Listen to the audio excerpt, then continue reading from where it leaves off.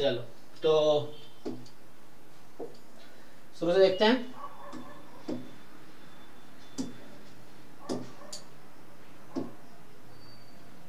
बताओ 1 to 10 में बताओ, जिन लोगों ने ट्राई किया असाइनमेंट। हाँ, क्वेश्चन नंबर 5, ठीक है। चलिए तो 1 बाय 1 करते हैं, अभी टाइम है हमारे पास, अभी तो है ना 3 घंटे, 2 3 घंटे, 9:30 तक कर सकते हैं, 9:30 से अगली क्लास है। तो हमारे पास 5वां क्वेश्चन कह रहा है कि देखिए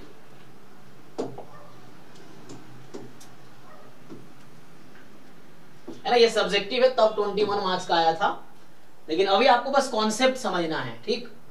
उसके बाद तो इसके थ्रू जब मान लो इस क्वेश्चन के कॉन्सेप्ट क्लियर हो गए, मतलब जो प्रॉब्लम है सॉल्व हो गया, तो इस टाइप के आगे जो भी क्वेश्चन आपको मिलेंगे ऑब्वियसली आप कर पाओगे। यही सीखना है कि ऐसा क्या इस क्वेश्चन में जो आपको समझ नहीं आ रहा है ना, तो वो देखना है। देखो, so an urn contains 10 balls of which m, तो एक अर्न मतलब बैग है जिसमें टोटल 10 है, इन विच m जो पता नहीं है आर व्हाइट, तो इसमें से कैपिटल M व्हाइट है, बाकी बचे 10 माइनस m, तो ये जो 10 माइनस m है ये दूसरे कलर के होंगे, देखते हैं क्या है। Alright to test the hypothesis H0, तो मेरा H0 है कि m की वैल्यू 3 होगी वर्सेस H1, मतलब ये टेस्ट करना है कि m 3 है या m 7 है, ठीक। अब 3 balls are drawn at random from the urn without replacement। अब आपने तो क्या लिखा हुआ है, विदाउट रिप्लेसमेंट, तो क्या लगता है कौन सा डिस्ट्रीब्यूशन होगा नंबर ऑफ व्हाइट बॉल का?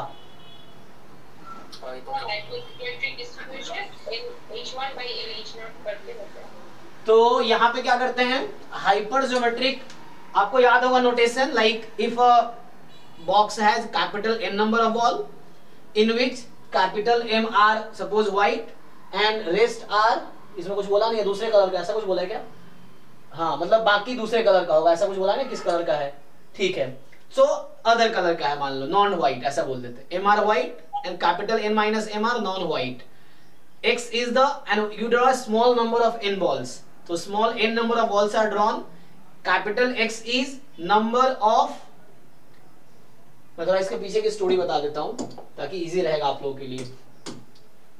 Total are capital N balls are in the box in which M are white, capital N minus M are non white, ठीक। Small n balls are drawn from the box, so we are drawing small n box without replacement, क्योंकि अगर with replacement होगा तो ये binomial distribution हो जाएगा, without replacement है इसलिए हाइपर ज्योमेट्रिक है, ठीक है। So n balls we draw, so we draw n balls without replacement, ठीक। विदाउट समझ आता है, एक निकाला बाहर रख दिया, फिर दूसरा निकाले, वापस पुट नहीं किया, विथ रिप्लेसमेंट किया वापस पुट किया, तो वापस पुट करने पे बर्नौली ट्रायल हो जाएगी, तो वो बाइनोमियल डिस्ट्रीब्यूशन बना देगा विदाउट रिप्लेसमेंट, ठीक। तो यहाँ पे x हमारा है number of white balls drawn, ठीक। सो x का सपोर्ट क्या होता है यहाँ पे, what is support of x?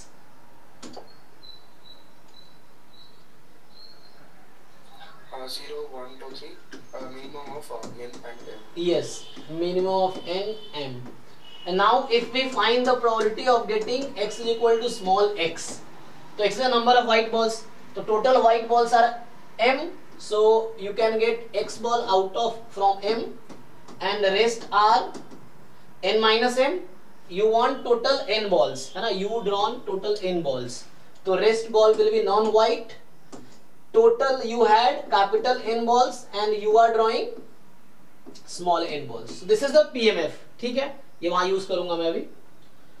so तो this distribution is called hypergeometric, है ना, सॉरी, हाँ ठीक है ना, hypergeometric, so hypergeometric distribution, so hypergeometric distribution है, ओके। इसका नोटेशन क्या है, so we write it short में hypergeometric with parameter capital N, capital M, small n, so this has 3 parameters, ठीक है, ओके। चलिए तो अब इस क्वेश्चन पे आते हैं। so x ball is drawn, x is a number of white balls drawn, तो क्वेश्चन है सो दैट, यहां सो करना, आपके एग्जाम में ऑप्शंस होंगे, so that the most powerful test reject h not is x is more than equal to k, means we have to derive test statistic. सो मुझे test statistics में या क्रिटिकल रीजन खुद ही डिराइव करना है। यहाँ सो दैट है ना, अभी यही क्वेश्चन एमसीक्यू में आएगा, 4 ऑप्शन होगा कि critical region is x more than equal to k, x less than equal to k, या मॉड, इस तरह कुछ बना देगा अलग अलग ऑप्शन, है ना। सो वैसा तो पहले ये मुझे खुद डिराइव करना है कि ये क्रिटिकल रीजन ये कैसे आया। तो इसका लॉजिक सिंपल है, you know L H not upon L H one less than equal to k। H not मतलब अंडर नल हाइपोथेसिस, H1 मतलब under alternative hypothesis. So this is a likelihood ratio test. अब आपको क्या बोला गया, simple you have single random variable है, यहाँ पे रैंडम सैंपल नहीं है, you have just a single random variable. तो likelihood function is equal to PMF, ठीक है। तो लाइक्लीहुड फंक्शन पीएमएफ के इक्वल होगा।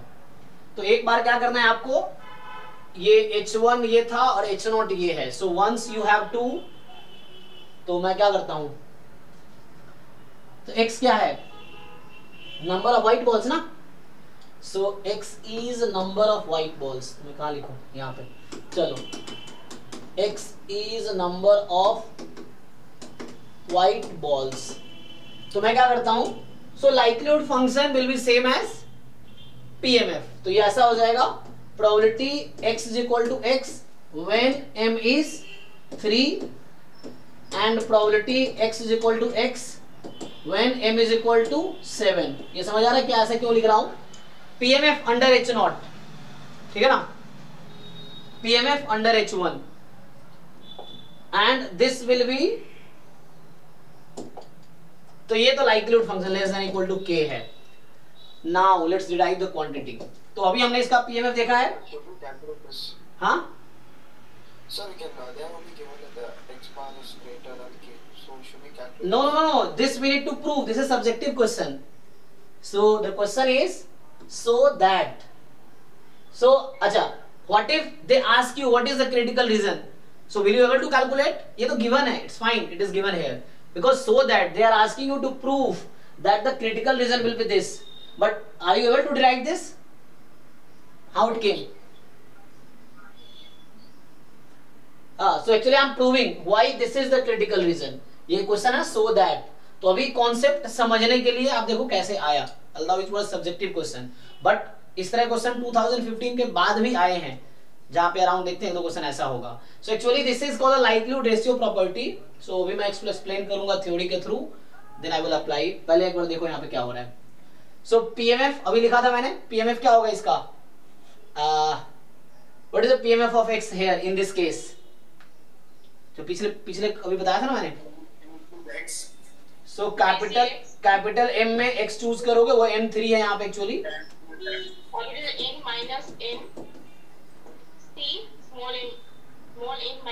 हाँ। तो ये मतलब वही PM लिखता हूँ, तो स्मॉल n तो फिक्स है 3 है एंड M तो मैं डायरेक्ट लिख दूं। सो एक्चुअली मैं ये PMF यूज कर रहा हूँ, ठीक है, तो यू अंडरस्टैंड दिस।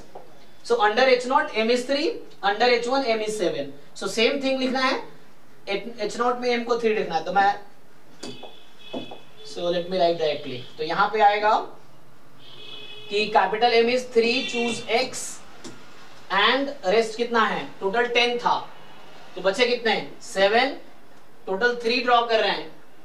तो यहाँ कितना 3 minus x, so total out of 10 you have drawn just 3। So ये तो न्यूमरेटर आया, दिस इज द न्यूमरेटर, है ना, मतलब ये पीएमएफ लिखा मैंने अभी अपॉन, तो इट्स बेटर यहाँ मैं 10c3 यहाँ कर देता हूँ, यही वाली चीज को वहां लिख दिया।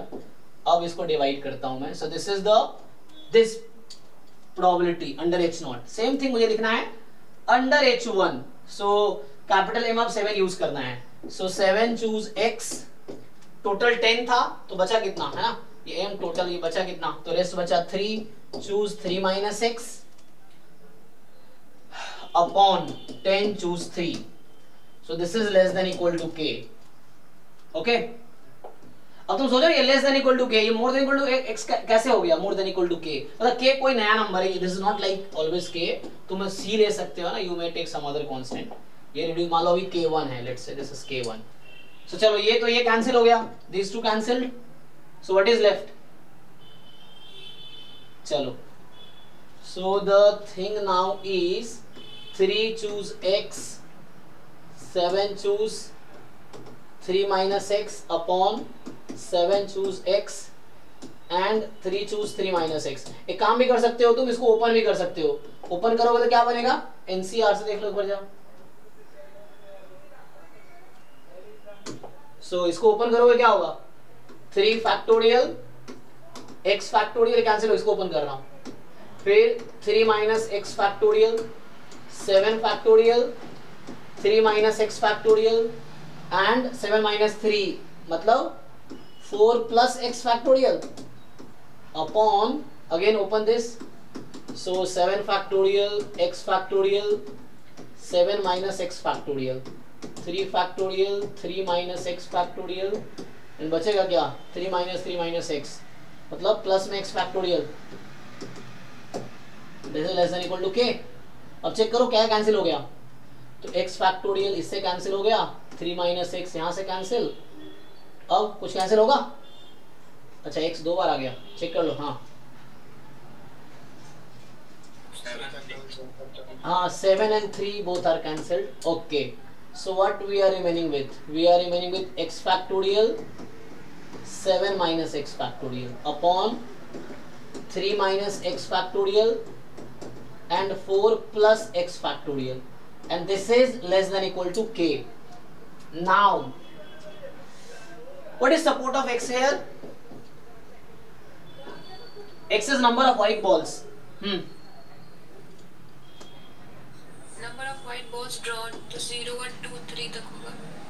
0 1 2 है ना, मिनिमम ऑफ कैपिटल M और स्मॉल n, तो है ना, तो वो तो चलो इन जनरल तुम देखोगे तो यहां से जाता है 1 2 डॉट डॉट डॉट, ये आता है minimum of small n capital M। Small n तो फिक्स कर रखा है 3, तो 3 और m में से है ना, डिपेंड करता है।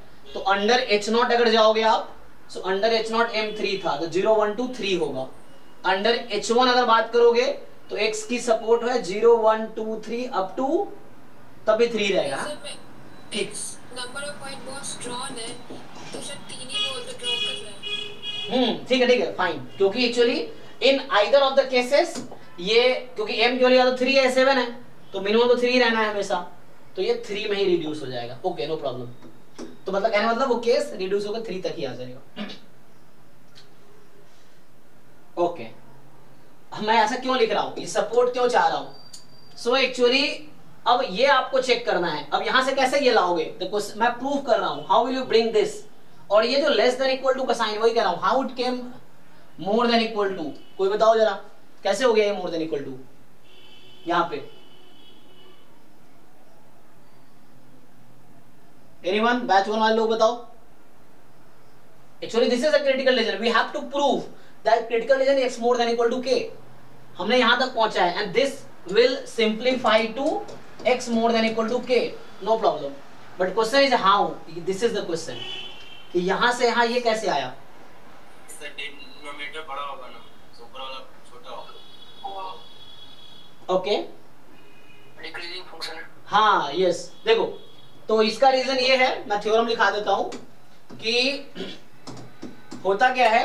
अच्छा तुम ऐसे ही देख लो, कैलकुलस के टर्म में लिखा देता हूं। चलो, if gx is decreasing function on domain, ठीक, सो gx डिक्रीजिंग फंक्शन है डोमेन पे, और अगर तुम लिखते हो gx less than equal to some k1, so this will imply what about x। अरे तो कैलकुलस का क्वेश्चन है भाई। इफ जी, मैं पूछ रहा हूं तुमसे क्या लिखूं, ये लिखेंगे या ये लिखेंगे, मैं तुमसे यही पूछना चाह रहा हूं। नीचे वाला। सो अगर डिक्रीजिंग फंक्शन है, सो डिक्रीजिंग फंक्शन में इनइक्वालिटी क्या होती है?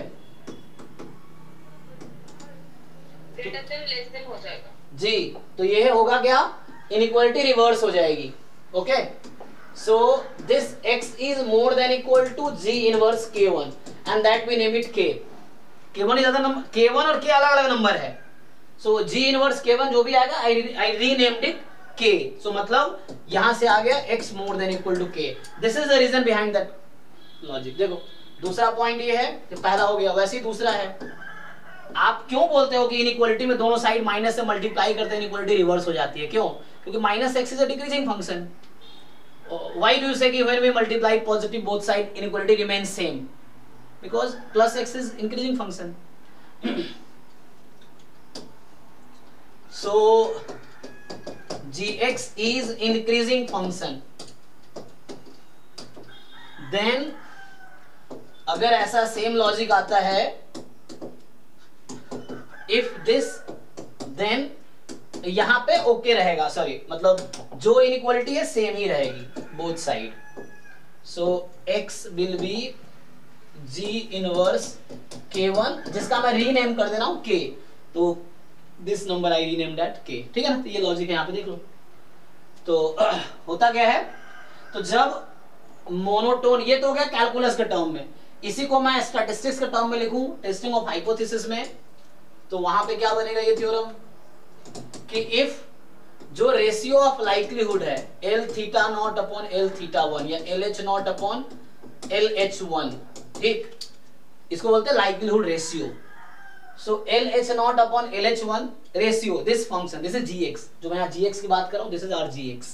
तो जनरली ये यूज होता है व्हेन रैंडम सैंपल साइज 1 का है. So if this is decreasing function, ठीक, डिक्रीजिंग फंक्शन, तो इसका मतलब क्या है, मैं जो भी gx बोल रहा हूं इसी का नाम रखा है कि LH नॉट अपॉन LH1. और हमारा critical region likelihood ratio test क्या कहता है, this is less than equal to K1, ठीक है ना? तो यहां से क्या इंप्लाई करेगा ये कि ये जो x है आपका, दैट x, कैपिटल X भी लिख सकते हो अगर रैंडम वेरिएबल का टर्म लिखना हो. So that will be more than equal to g inverse K1 and that is K. तो आपको क्या चेक करना है कि ये जो फंक्शन है ये इंक्रीजिंग फंक्शन है कि डिक्रीजिंग फंक्शन है, बस ये चेक करना है आपको. कहां पे? डोमेन पे. डोमेन क्या है? रैंडम वेरिएबल का सपोर्ट. सेम थिंग, ठीक है? अगर वैसे ही डिक्रीजिंग में ये हो गया उल्टा, इंक्रीजिंग होगा तो यहाँ पे क्रिटिकल रीजन है this thing. So this is the critical reason. Okay, तो सेम लॉजिक है, चेक कर लो. तो आप यहाँ पे जस्ट वेरीफाई कर दो अब. सो यहां से यहां तक कैसे पहुंचे, तो यू कैन जस्ट चेक कि ये जो फंक्शन है ना, so suppose I name it gx, तो ये gx है, एग्जांपल के लिए समझो ये gx है. What is g0, what is g1, what is g2 and what is g3? क्यों भाई? हमारा डोमेन यही है, this is domain of this function. ये एक फंक्शन है, उसका डोमेन में बस 4 पॉइंट है, ठीक है ना? सपोर्ट ऑफ रैंडम वेरिएबल, वही इस फंक्शन का डोमेन है. gx बोल रहा हूं तो x can take value 0 1 2 3. Put करो 1 by 1 इसको. 0 पे बताओ क्या आंसर आ रहा, 1 पे क्या आ रहा, 2 पे क्या आ रहा, 3 पे क्या आ रहा.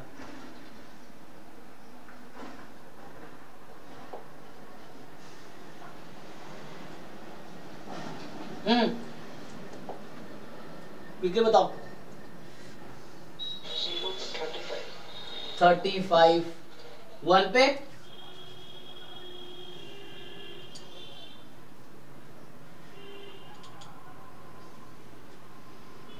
कैलकुलेट करो आराम से, कोई बात नहीं. हाँ,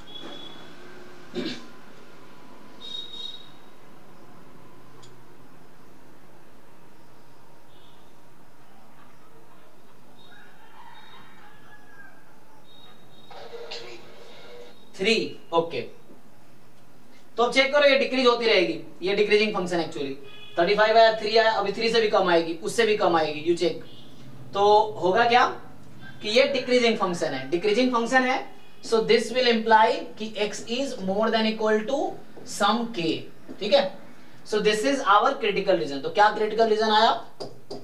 reject h naught if f more than equal to. So this is the critical region. Yes, तो इस क्वेश्चन का क्रिटिकल रीजन हमने प्रूव किया कि x more than equal to k है, ठीक है? अगर ये ऑब्जेक्टिव में आता है तो आपको, तो आप लोग हो सकता है कुछ लोग जल्दीबाजी में ये देख के ये लगा देंगे लेस देन इक्वल टू, किंतु more than equal to prove करना है तो यहाँ पे आंसर पता है, लेकिन आपको देखना है आया कैसे. नेक्स्ट, अब अगला क्वेश्चन है, क्रिटिकल रीजन हमने प्रूव कर लिया. Next question is find the power, find the size of the test. Find the power, अच्छा इफ, सॉरी बीच का ना वो मैंने वो कर रखा है, तो छोटा करना पड़ेगा सर जी। वो x ही कैसे आएगा, उसको x का पावर में कुछ भी आ सकता है, वो कैसे डिसाइड किया? हमें क्या ही फर्क पड़ता है क्या आ जाएगा वो तो एट मुझे पता है ये फंक्शन डिक्रीजिंग है, तो यहाँ हमने ये टेंशन थोड़ी लिया इसमें कि gx क्या है, हमने इसमें टेंशन लिया है कि gx क्या है, हमें क्या ही फर्क पड़ रहा है gx के अंदर e की पावर x है, log x है, sin x है, cos x, क्या ही फर्क पड़ता है। At the end overall function हमारा इंक्रीजिंग है, सो ये इसको इंप्लाई करेगा। अगर हमारा ये फंक्शन डिक्रीजिंग है तो ओवरऑल इंप्लाई करेगा। हमें थोड़ी टेंशन है x स्क्वायर आएगा, x क्या ही फर्क पड़ता है। फिर उसके लिए तुम्हें पूरा ओपन करके फिर देखना पड़ेगा, ऐसे जो आप सोच रहे हो वैसा होगा नहीं। x की वैल्यू पॉजिटिव है, अगर x स्क्वायर भी आ गई तो भी कोई दिक्कत नहीं, x square more than equal to x more than equal to root k. अब x तो नेगेटिव वैल्यू ले नहीं रहा, x की वैल्यू क्या है 0 1 2 3, तो और कोई सपोर्ट में है ही नहीं कोई पॉइंट।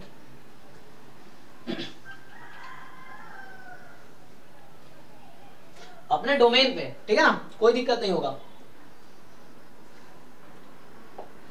हमने किसी पॉइंट पे हमें बस 0 1 2 3 4 चेक करना, जो डोमेन इसका है उसी पे चेक करना है। डिक्रीजिंग फंक्शन है क्रिटिकल, याद रखो सीधा कि लाइक्लीहुड रेशियो डिक्रीजिंग फंक्शन है मोर देन इक्वल टू के आएगा, लाइक्लीहुड फंक्शन इंक्रीजिंग फंक्शन है less than equal to k आएगा, critical region x less than equal to k आएगा। और ये बहुत बार यूज होगा, अभी तुम देखो असाइनमेंट में ये वाले कॉन्सेप्ट, अभी और भी क्वेश्चन आए हैं इस कॉन्सेप्ट पे।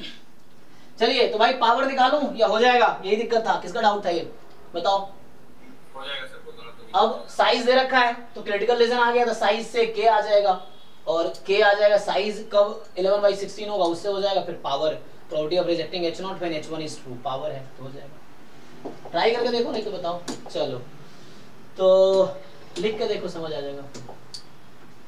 नेक्स्ट बताओ 5 के बाद क्वेश्चन 25। उससे पहले बताओ 5 1 to 10। हाँ 8 जी जी, चलिए 8। तो ये कह रहा है कि x with random variable having this, ये आपको pmf दे रखा है, नोटेशन इन्होंने fx लिख दिया, कोई प्रॉब्लम नहीं, pmf है एक्चुअली, तो है ना, लोग अपने हिसाब से नोटेशन लिखते हैं। प्रसन्ना सामा भी सेम नोटेशन है, तो ऑथर्स अपने हिसाब से नोटेशन लिखते हैं। तो अल्फा 1 ये है ऐसा अननोन पैरामीटर सच दैट, ये दे रखा है आपको for testing the hypothesis some is 1, मतलब दोनों इक्वल टू 0 है या सम 1 है against this. Suppose the critical region is this, ये क्रिटिकल रीजन है, इसका मतलब हुआ कि ये अगेन ये question random sample size n का नहीं है, साइज 1 का है, तो सिंगल रैंडम वेरिएबल में बेस्ड है। तो x की वैल्यू अगर 2 होगी या 3 होगी तो हम h0 को रिजेक्ट करेंगे, और x की वैल्यू 1 होगी तो एक्सेप्ट करेंगे, वैसा कुछ होगा। तो ये कह रहा है आपसे कि this critical reason has size power, तो यहां पे वही मैक्सिमम मिनिमम का कॉन्सेप्ट आएगा आई थिंक, ठीक है ना। मतलब आपको बताया था ना, जब ऐसा हो कि लाइक कोई डायरेक्टली आंसर नहीं आ रहा हो, तो अगर जैसे तुम क्या निकाल रहे हो, यहाँ पे साइज निकाल रहे हो, तो साइज क्या है, probability of rejecting h0 when h0 is true. अब मान लो वो अल्फा 1 या अल्फा नॉट के टर्म में आ रहा है, अल्फा है ना, अल्फा 1 अल्फा 2 के टर्म में आ रहा है, तो तुम्हें उस फंक्शन को मैक्सिमाइज करना है, पावर में भी मैक्सिमाइज करना है कि उसकी मैक्सिमम वैल्यू क्या आएगी, तो वो देखना होता है। देखो सो हाँ,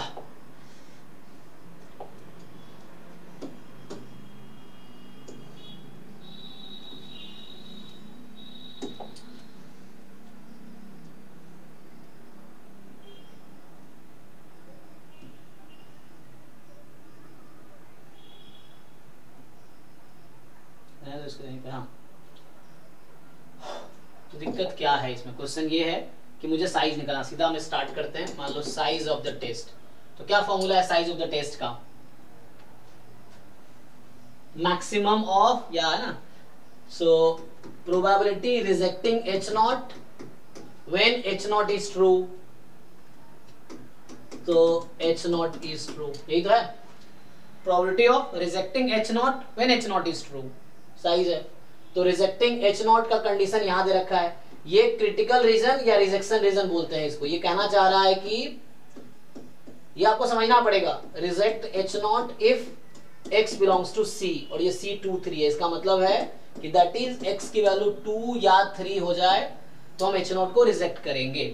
तो व्हाट इज द क्राइटेरिया या कंडीशन फॉर रिजेक्टिंग h0, तो h0 को रिजेक्ट करेंगे जब x 2 या 3 होगा। When h0 is true, तो h0 ट्रू होने मतलब ये है। अब इसको फाइंड करो, तो x बराबर 2 और 3 पे ऐड कर लो, तो इन दोनों को ऐड कर दो, तो अब क्या हो जाएगा ऐड कर लोगे तो चलो एलसीएम ले लेता हूँ 6, तो एलसीएम 6 ले लूंगा तो क्या आ जाएगा, तो ये 2 माइनस 2 अल्फा 1 प्लस अल्फा 2, तो उसका है plus 2 minus 2 alpha 1 minus 2 alpha 2, और ये भी गिवन था, यूज नहीं किया मैंने अभी मुझे गिवन है कि अल्फा 1 प्लस अल्फा 2 इज 1, ये यूज करना है मुझे अभी, है ना, अंडर द कंडीशन था ना, तो वो यूज नहीं किया मैंने अभी। तो यहाँ से क्या आएगा, वो नंबर है, तो इसको सिंप्लीफाई करो, और तो क्या हो गया माइनस 2 अल्फा 1 माइनस, तो ये फाइनली हो गया 4 माइनस 4 अल्फा 1 माइनस अल्फा 2, ठीक है, और ये कंडीशन था अल्फा 1 प्लस अल्फा 2 1 है, तो एक काम करो अल्फा 2 को रख दो 1 माइनस अल्फा 1, तो अल्फा 2 की जगह रख दो 1 minus alpha 1, 4 minus 4 alpha 1, alpha 2 की जगह रखो 1 माइनस अल्फा 1, उस इसके अकॉर्डिंग यहाँ से अल्फा 2 निकालेंगे तो 1 माइनस अल्फा 1 अपॉन 6, तो यहाँ से आ गया 4 माइनस 4 अल्फा प्लस 1, मतलब 4 alpha 1 plus minus 1 plus alpha 1, तो कट के आ जाएगा माइनस, मतलब फाइनल क्या आएगा, फाइनल आ जाएगा कितना आएगा भाई 3 माइनस 3 अल्फा 1, ऐसा, हाँ मतलब ये 3 माइनस 3 अल्फा 1 अपॉन 6 जी, तो 1 माइनस अल्फा 1/2, तो तुम अगर अल्फा 2 के टर्म में लिखना चाहते तो वो भी आ जाता है ना, 1 माइनस अल्फा 1 क्या अल्फा 2 तो है, तो ये अल्फा 2/2 भी बोल सकते हो अगर अल्फा 2 के टर्म में लिखोगे तो। अच्छा अल्फा 1 अल्फा 2 का रेंज क्या है, यहाँ से देखो ये तो बता रखा है अल्फा 1 पॉजिटिव है अल्फा 2 पॉजिटिव है और सम तो लेस देन इक्वल टू 1 है ही, ये इस तरीके से है। ओके, तो इसकी मैक्सिमम वैल्यू क्या हो सकती है भाई, अल्फा, है ना, तो देखो अल्फा 1 0 भी हो सकता है, तो तुम्हें मैक्सिमाइज करना है, ठीक है ना, तो ये 1/2 आ जाएगी ना, समझ लो क्या करना। यहाँ मैं तुम्हें कल डेफिनेशन लिखाया था, मैंने कहा था अगर वैसा है तो ठीक है, अगर क्या कि मैक्सिमम लिखते चलो, यहाँ लिखो maximum maximum maximum maximum maximum maximum, तो इसकी जो मैक्सिमम वैल्यू क्या हो सकती है, तो अल्फा 1 अल्फा 2 ये कंडीशन देख लो, तो अल्फा 1 है ना 0 हो सकता है, अल्फा 2 1 हो सकता है, तो इसकी मैक्सिमम वैल्यू कब मिलेगी जब अल्फा 2 हाईएस्ट हो जाएगा, तो अल्फा 2 हाईएस्ट 1 हो जाएगा तो 1/2, तो साइज 1/2, तो ये ए सी ट्रू हो सकता है, ये बी डी तो आउट हो गया। अब ऐसे ही पावर निकाल दोगे, किसका डाउट है ये बताओ भाई, क्या करोगे पावर में, पावर का फॉर्मूला है probability of rejecting H0 when H1 is true, तो H1 में अल्फा 1 अल्फा 2 दोनों 0 दे दिया, तो यहां मैक्सिमाइज करने की नौबत नहीं आएगी क्योंकि फिक्स कर रखा है ना,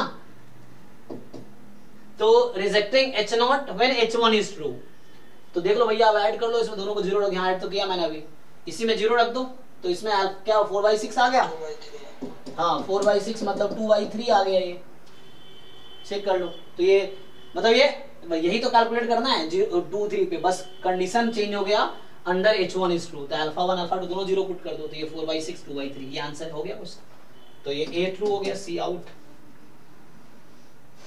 तो जब कहीं पैरामीटर का फंक्शन आ जाए यहाँ पे, तो तुम्हें मैक्सिमाइज करना है इसको अंडर द गिवन कंडीशन, कि लाइक जो उसका पैरामीटर स्पेस है उस पे मैक्सिमम वैल्यू क्या आएगी, टाइप 1 एरर को या पावर को, टाइप 2 एरर के भी आता है तो उसको मिनिमाइज करना पड़ेगा ताकि पावर मैक्सिमम हो, power is 1 minus probability of type 2 error. चलिए तो आगे नेक्स्ट क्वेश्चन, हाँ 10 तक और भी डाउट है 1 to 10,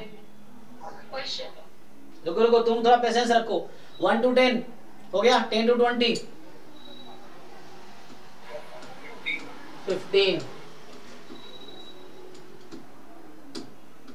ये 15, ओके, क्या 15 दोनों पार्ट, एक पार्ट, कौन सा, ए पार्ट, ओके, तो ये हालांकि सिंपल वर्सेस सिंपल ही है, ऑब्टेन द मोस्ट पावरफुल, ये सब्जेक्टिव क्वेश्चन है, तो आंसर आपका θ0 और θ1 के टर्म में ही आएगा,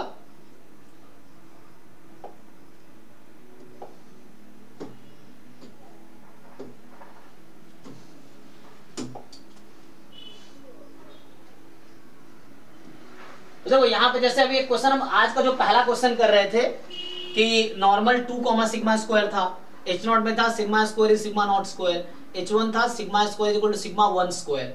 तो सिग्मा नॉट में ये था कि sigma naught more than sigma 1 के अलग कैलकुलेट कर ले जाना रहा था, sigma naught less than sigma 1 के अलग कैलकुलेट कर ले जाना था। यहाँ भी ऐसा हो सकता है, इसलिए इसने क्लियर कर दिया है कि ये जो, तो इसने क्या क्लियर किया है कि हाँ, तो यहाँ पे theta naught theta 1 less then theta, मतलब यहाँ पे मान लो फॉर एग्जांपल यहाँ 2 है यहाँ 1 है, ऐसे कहना चाह रहा है कि this is theta is equal to 2, theta is equal to 1। इस तरह का केस होगा कि जहाँ थीटा 1 जो नंबर है वो थीटा नॉट से छोटा रहेगा, ये चीज है। ओके, तो कोई प्रॉब्लम नहीं है। हम क्या करेंगे, सैंपल साइज n का है तो सबसे पहले लाइक्लीहुड फंक्शन निकालेंगे। तो लाइक्लीहुड फंक्शन लिखोगे तो ये आ जाएगा 2 time product of xi theta की पावर 2n e की power -1 by theta summation xi square. अब ये सबको लाइक्लीहुड फंक्शन लिखना आता है ना, हम लोग प्रोडक्ट ले लेते हैं। Joint PDF is likelihood function, but joint PDF as a function of parameter. तो जॉइंट पीडीएफ ही निकालना है, x1 x2 x3 x4 हर अलग रैंडम वेरिएबल के लिए। तो 2 product of xi upon theta की पावर 2 e की पावर -1 मिनट, यहाँ थोड़ा गलती हो गया, थीटा स्क्वायर, ठीक है ना। तो e की power -1 minus theta square summation xi square. Okay, i from 1 to n। क्या करना है आपको, so you have to do L theta naught upon L theta 1। So likelihood function under null hypothesis, likelihood function under alternative hypothesis, and this is less than equal to k या k1 लिख लो तत्काल by the likelihood ratio test।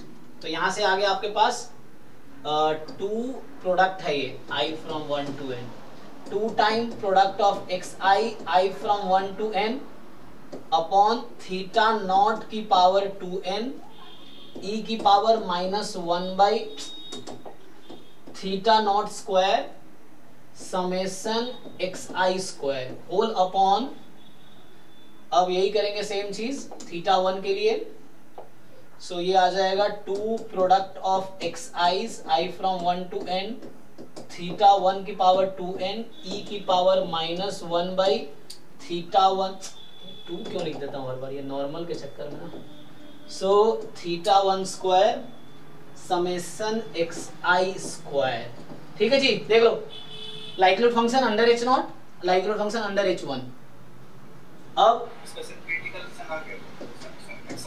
अच्छा ये आ गया है, okay okay check करते हैं, रुको रुको। So less than equal to k1, ठीक है, चलो ठीक है, बाकी लोगों को थोड़ा हेल्प हो जाएगा। तो दिस इम्प्लाइज, अब इसको ठीक कर लो। तो ये तो कांस्टेंट ही है और चूंकि पैरामीटर इसका पॉजिटिव ही होगा, लिखा नहीं कहीं पे, सो थीटा तो पॉजिटिव रहेगा, है ना, होना ही चाहिए, तो लिखा नहीं है तो इसमें पॉजिटिव रहेगा। थीटा नॉट थीटा 1, ऐसे भी नहीं भी रहेगा तो पावर इवन है, कोई दिक्कत नहीं है। चलो पावर इवन है, ऐसे क्यों सोच रहा हूं मैं, क्योंकि इसको जब उस तरफ ले जाओगे तो नेगेटिव नंबर जब इनइक्वालिटी के उस तरफ जाते हैं इनइक्वालिटी चेंज कर देता है, पॉजिटिव नंबर जाता है तो कोई प्रॉब्लम नहीं है। तो ये पावर 2n है तो पॉजिटिव ही है एक्चुअली, उधर भेज दो उसको, तो कोई प्रॉब्लम नहीं है। ये इसको, ये दोनों कांस्टेंट है, राइट साइड में भेज दो k1 के साथ, वो मिलके नया कांस्टेंट बना लेगा k2।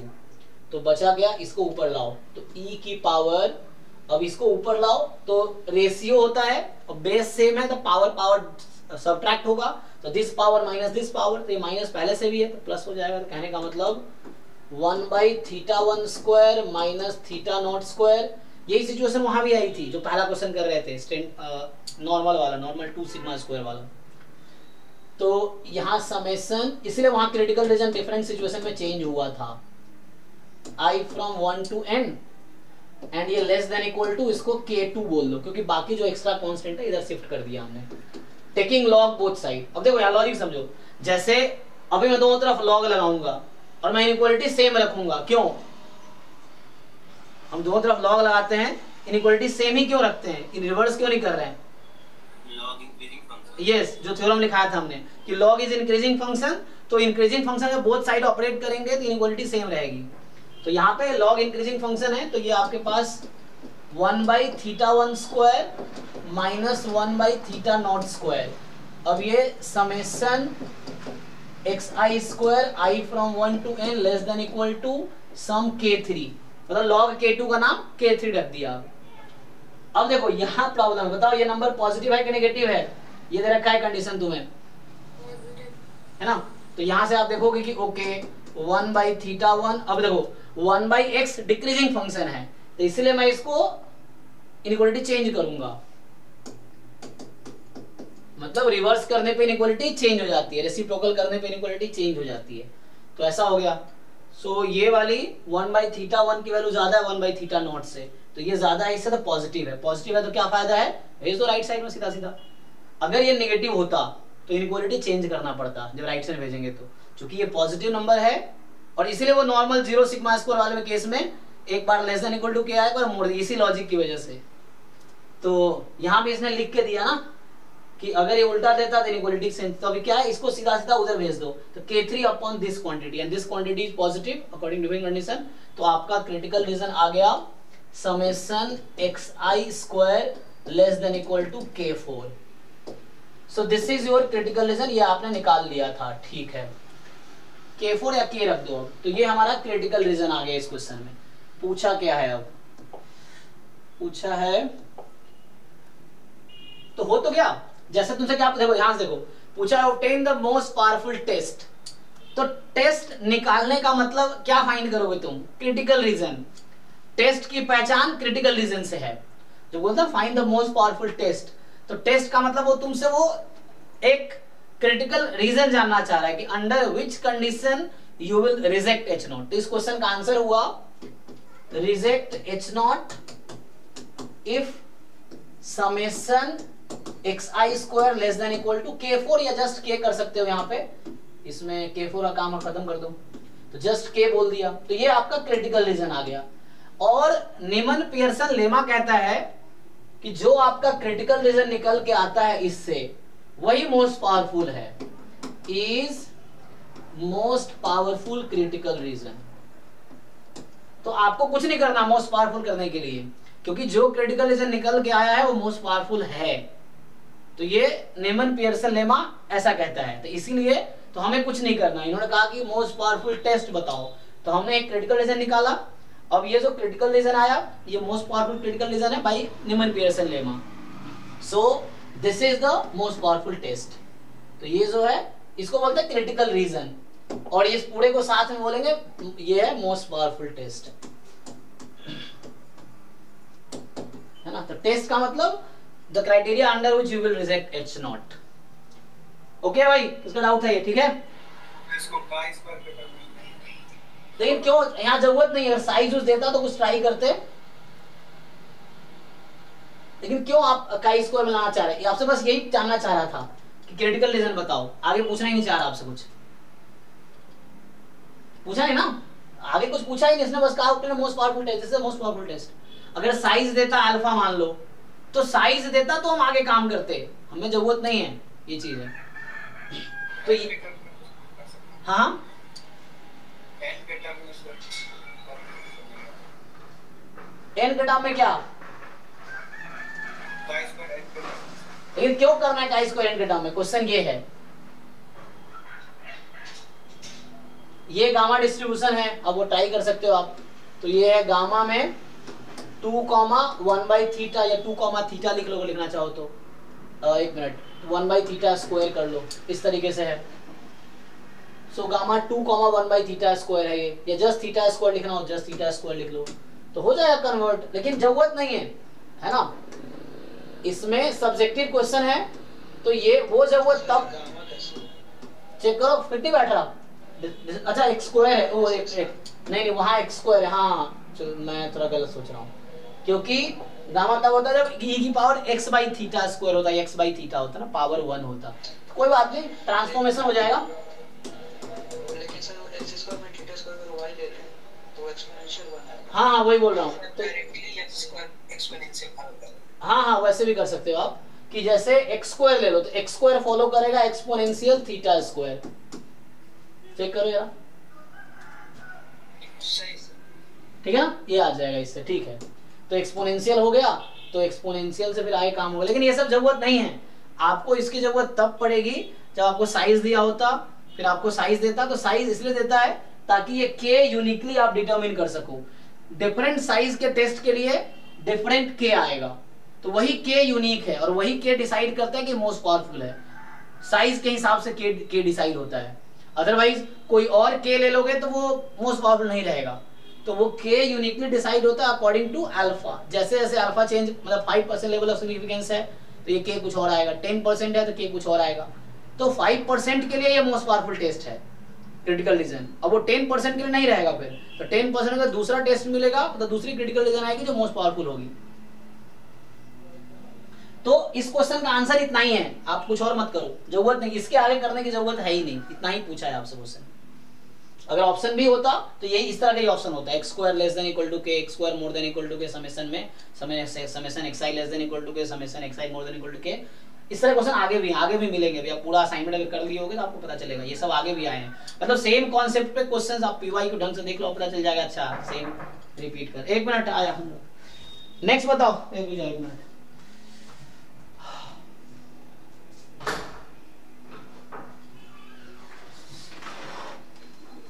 हाँ सो ये हो गया 10 to 20 में। और कोई डाउट?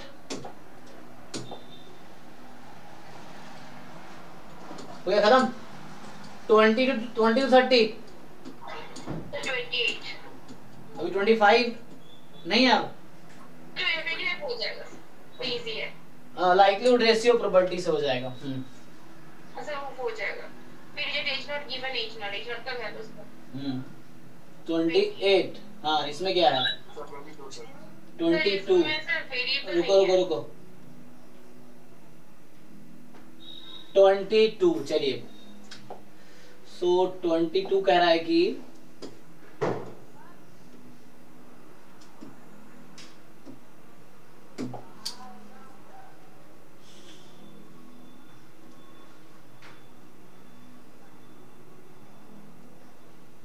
ओके सो यहां पे होगा क्या कह रहे हैं, consider a normal population with unknown mu, है ना, वेरिएंस नोन है। सो म्यू अननोन है, वेरिएंस नोन है। h0 mu is 0, h1 mu is not 0, random sample of size 100, so n is 100, sigma square is 9। Based on this sample test of the form x bar more, ये दे रखा है आपको critical region कि like they are giving you कि reject h0 if mod x bar more than k, है ना। सो अगर नहीं भी देता तो वी कैन कैलकुलेट, यही आएगा। सो इस वाले टेस्ट के लिए जब देखो ध्यान से देखो, यहाँ पे h0 था, म्यू इज 0, h1 है, म्यू नॉन 0। तो ये सिंपल वर्सेस कंपोजिट है, टू साइडेड है, म्यू मोर देन 0 भी हो सकता है, लेस देन। तो इसीलिए इसका क्रिटिकल रीजन आया ये वाला, x bar mod more than equal to k, more then के और इक्वल टू की प्रॉब्लम नहीं है। सो x बार मोर देन के इसका एक क्रिटिकल रीजन है, इक्वल टू लगा दो तो भी कोई दिक्कत नहीं है, ठीक है। So this reject the null hypothesis at 5% level of significance. So see alpha is 5%, so think, अब आपको इसको you need to find that k actually. So आप याद करो, अगर मैं यूज करूं अल्फा का definition, 5% means 0.05, so probability of rejecting h0 when h0 is true. Okay, so probability of rejecting h0 when h0 is true. So mu is 0.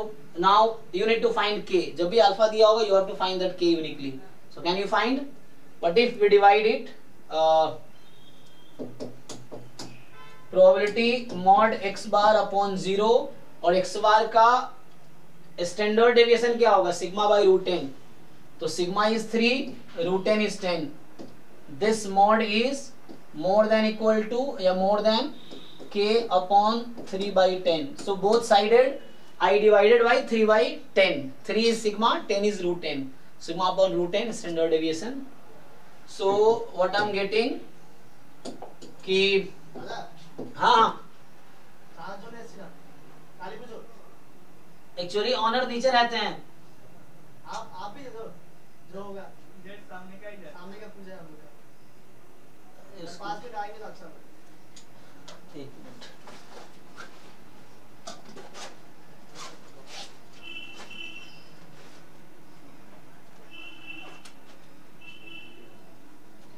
वो अभी change नहीं है एक्चुअली। कितना चेंज चाहिए?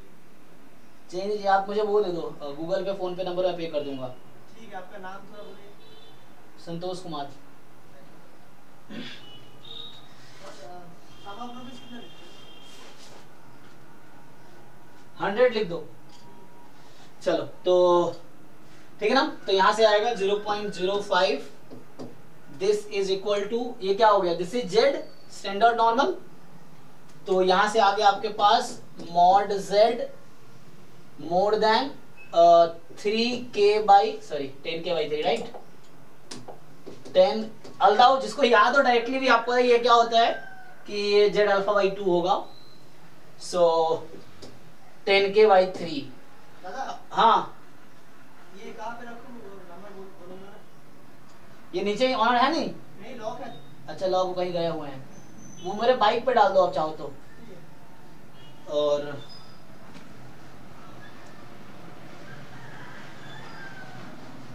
डबल 9 डबल 3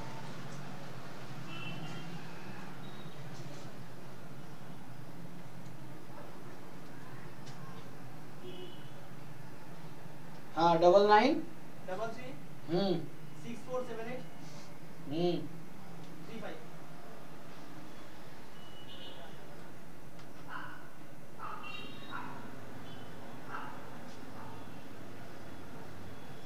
क्या राहुल बोस? हाँ हाँ। Okay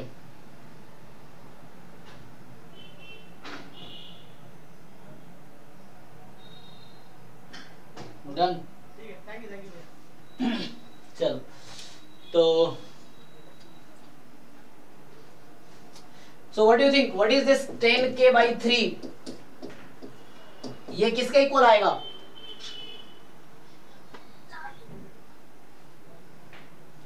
notation you have to understand. Z के टर्म में बताओ, Z what is the suffix? 0.025. Yes, 0.025. And this number is given in the question. You check the question paper. जिस साल का ये question है ना, you check that paper. This will be given in the question. What is that number? I think 1.96 या 1.64 क्या आएगा देख लो, 96 होगा I think. So है ना, so this will be given in the question. So you have to see from the question. So ये 1.96 आ गया आपके पास. So now so from here k जो क्या आया, what is that k? 10/3k is 1.96. So what is k? 3 into 1.96 by 10. 0.588. 0.588. Yes sir. Okay. चलिए तो यहां से हमारा फाइनली ये आया। तो देखो अभी पिछले क्वेश्चन में यही कह रहा था मैं कि यहाँ पे चूंकि कोई साइज नहीं गिवन है तो मुझे k निकालने की जरूरत नहीं है। k निकालने की जरूरत कब है, जब साइज गिवन हो। जैसे यहाँ पे साइज दिया कि ये 5% लेवल ऑफ सिग्निफिकेंस, मतलब अल्फा इज 5%, तो उस केस में k ये आया। तो हमारा क्रिटिकल रीजन अब रिड्यूस हो गया। So now the critical region is reject H0 if mod x bar is more than 0.588. So this is the critical reason at 5% level of significance. अगर 10% level of significance होगा तो उसके हिसाब से k की कोई दूसरी वैल्यू आएगी। ठीक है, तो अभी हमारे पास this is the test at 5% level of significance. Now, so what they are asking? So we are trying to reject H0. Okay? Sir वो वाला स्टेप एक बार और बता दीजिए। कौन सा? सर वो 0.05 इक्वल टू, हाँ नोटेशन देखो फिर से ध्यान से। जैसे ये स्टैंडर्ड नॉर्मल है अभी, ठीक, तो Z अब तुम्हें चाहिए ये मॉड, अच्छा ये मॉड Z है ना, मतलब 2 साइडेड टेस्ट है ये। ठीक है, this is a 2 sided test. So हाँ दोनों साइड मिला के 5% होने चाहिए। तो इधर 2.5% और इधर 2.5%, क्योंकि यहाँ मॉड लगा हुआ है इसीलिए। तो इस नंबर के जस्ट नेगेटिव, तो इधर भी 2.5%। सो दिस नंबर इज एक्चुअली ये तुम्हारा 10k/3 है और इधर -10k/3 है, तो इसको जब खोलोगे यही आएगा z more than 10k/3 this thing, और z is less then -10k/3 तो दिस थिंग। ये दोनों मिला के कितना आना चाहिए 5%।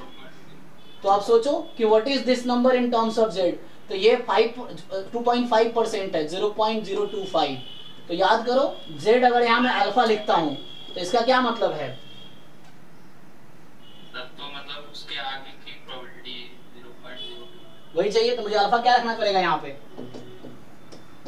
0. यस, क्योंकि इस नंबर के आगे की प्रोबेबिलिटी 0.025 है, तो मुझे इंडेक्स लेना पड़ेगा 0.025 ताकि आगे की प्रोबेबिलिटी हो जाए। तो ये है, तो वो मतलब अल्फा/2 में ब्रेक हो जा रहा है। No problem. अच्छा मतलब यहाँ पे अल्फा देखो कोई दिक्कत थोड़ी है, मैं समझ गया भाई। हाँ तो अल्फा 5% है, हाँ तो अल्फा/2 कर दो, तो वही बात है, यहाँ अल्फा/2 रहेगा, मुझे क्या दिक्कत है। तो अल्फा आपका 5% था, तो कोई दिक्कत थोड़ी है। तो आप इसको z∝/2 लिखो, तो ये -z∝/2 हो जाएगा, कोई दिक्कत नहीं है, तब भी वही रहेगा। एनीवे तो ये हमारा क्रिटिकल रीजन आ गया। सो अच्छा चलो ग्राफ बना ही दिया। तो ये रिजेक्शन रीजन है 5%, और ये बीच की प्रोबेबिलिटी कितनी है 95%, right, because 5% are there. So 1 minus alpha that is 95%। अब देखो यहाँ क्या बोल रहा है, so the possible 95% confidence interval for mu. So ये कॉन्फिडेंस इंटरवल है जिसको हम एक्सेप्टेंस रीजन बोलते हैं, this is rejection region. Okay, so यहाँ पे ये कहना चाह रहा है कि योर जो सैंपल तुम्हारे पास है, so you need to reject H0, and for that sample what is the confidence interval? So see what is the formula for the 100 1 minus alpha, ये तो वही है 1 minus alpha, that is 100 1 minus alpha % confidence interval in the standard in the normal when sigma square is known। formula क्या था, x bar plus or minus z∝/2। yes, so पहले x bar minus plus sigma upon √10 z∝/2। सो ये हमारा confidence interval का formula है। 100 1 minus α% confidence interval, तो alpha is 5%, तो अरे यार सो 100 1 माइनस अल्फा जो हो जाएगा वो ठीक है। सो क्या होगा, कीड़े मकोड़े बैठ जाते हैं इसलिए ऐसा हो जाता है। हाँ पुट कर लो वैल्यू। तो अब आप देखो क्या होगा, आपको क्या क्या दे रखा है क्वेश्चन में। सो you have given sigma which is 3, you have given √10 which is 10, you have given z∝/2 in the question, है ना, यही z∝/2 है एक्चुअली। जब α/2 कर दिया मैंने, टोटल अल्फा प्रोबेबिलिटी है दोनों साइड, तो α/2 दिस इज 1 माइनस अल्फा बीच में। सो पुट कर दो वैल्यू, तो क्या आया x बार क्या माइनस प्लस कितना, तो ये वही नंबर तो है, इट वाज k, राइट, यही तो k था, isn't it? No, not k, I think ये 10k/3, सॉरी देख लो क्या बनेगा, k आई थी ना, चेक क्या आएगा ये, you put the value 3/10 into, और इसकी वैल्यू कितनी थी 1.96 ना, तो बताओ क्या आएगा 3/10 और आगे मैं into 1.96, क्या आएगा वो,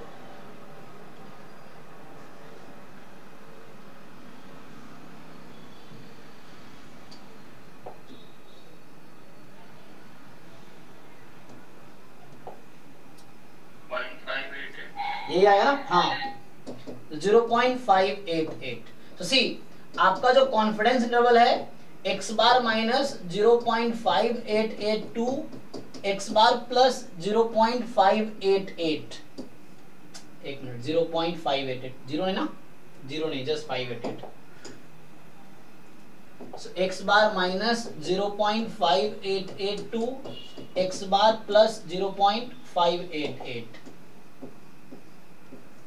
नाउ यू चेक, तो क्या करते हैं, एंड एक्चुअली यहाँ पे ये देने का क्या मतलब था, डायरेक्टली वो पूछ सकता था। So the meaning is x bar must belong to the rejection region, यहाँ ये कहना चाह रहा है एक्चुअली। सो जो भी x bar you choose, this should belong to this condition because we want to reject H0।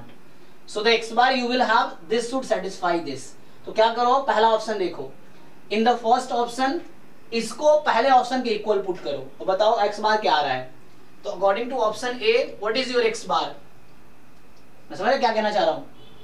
Suppose this is option A, तो क्या करोगे 0.688 बराबर दिस नंबर एंड माइनस 0.488 बराबर दिस नंबर। कंपेयर करना है, you have to compare. And X bar क्या निकल के आएगा बताओ?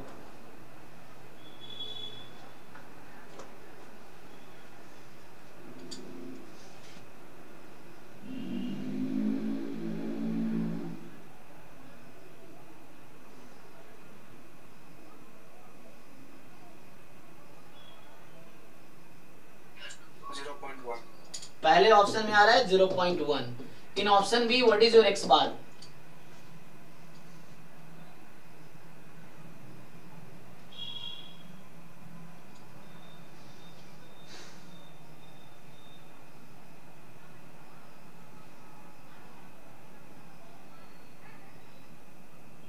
बाकी लोग भी कैलकुलेट कर सकते हैं, ये नहीं जिसका डाउट है बस वही करेगा। बाकी लोग भी करके बताओ।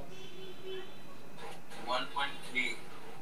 बाकी लोग वेरीफाई भी करना अपना, अंधविश्वास नहीं। सी ऑप्शन में बताओ एक्स बार क्या आएगा एंड डी ऑप्शन में एक्स बार क्या आएगा?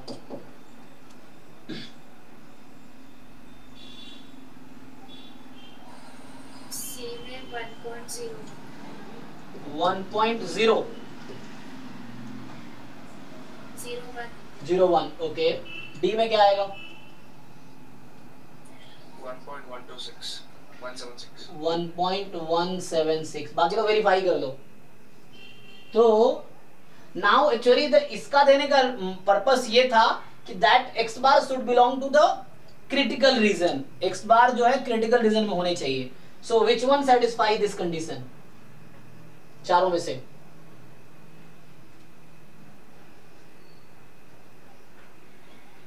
अरे तो ये तो ज्यादा हो गया, एक्स बार मोर देन था ना, तो ये तो क्या था तुम्हारा रिजेक्ट एच नॉट है ना। ओ 1 मिनट। सो यहाँ तुम्हारे पास कितने ऐसे तो आ गए? बी सी डी पूछा गया इसमें। Which of the following interval is a possible 95% confidence interval for mu. अच्छा कॉन्फिडेंस इंटरवल होने चाहिए ना। सो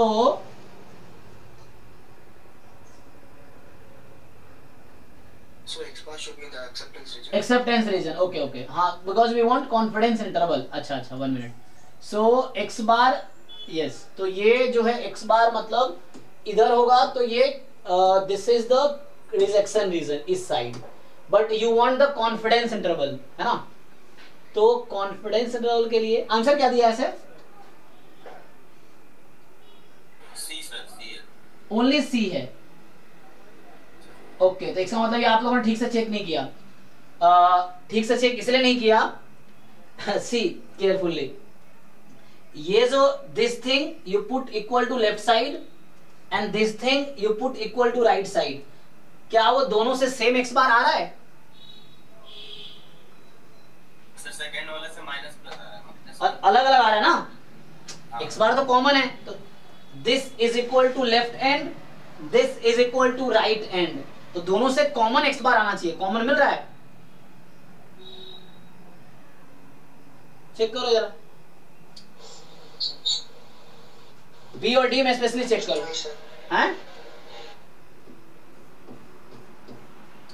ये ऑप्शन इसलिए आउट हो जाएगा because this two are not on this format. Check करो, this is equal to left side and this is equal to right side. अब चेक करो, बोथ एंड से सेम कॉमन एक्स बार आना चाहिए, अलग अलग थोड़ी चाहिए मुझे।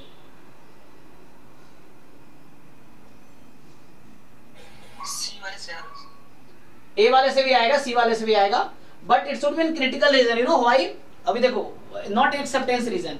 एक्चुअली क्या हो रहा है, this is the confidence interval, this is 95% confidence interval, so that X bar should be here और हेयर। एक्चुअली 95% कॉन्फिडेंस इंटरवल का मीनिंग ये भी है, the probability of mu should be in that interval is at least 95%। मतलब एक definition ऐसा भी है, you will see in different books. So like if you are saying it is 95% confidence interval means mu will belong to that interval, it is sure that the probability is at least 95%.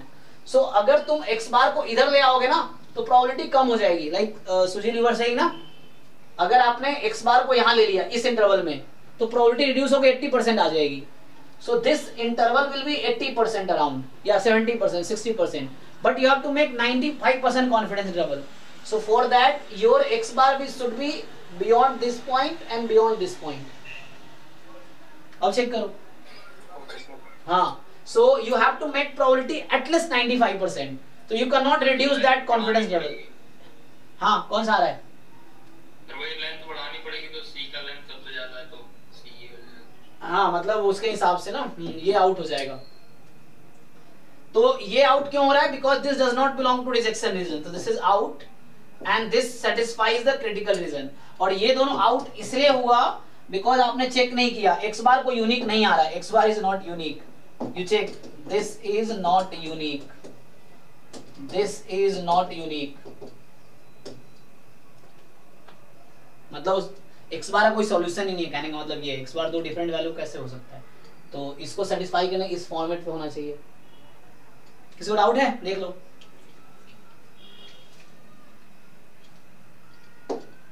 Next. So 20 to 30 में क्या 28? इससे 28। सो इसमें एक problem है क्योंकि इसमें कोई x और कुछ भी नहीं है, इसलिए थोड़ा सा प्रॉब्लम हो रहा है। क्यों प्रॉब्लम हो रहा है? जैसे 25 हुआ वैसे ही ये भी होगा। नहीं आ रहा कि मतलब कैसे हाँ, लाइक्लीहुड रेशियो चेक करो, सेम लॉजिक। वो जो दिखा रहा था लाइक्लीहुड रेशियो इंक्रीजिंग होगा तो एक्स लेस ग्रेटर देन के हो रहा है, तो फिर कैसे?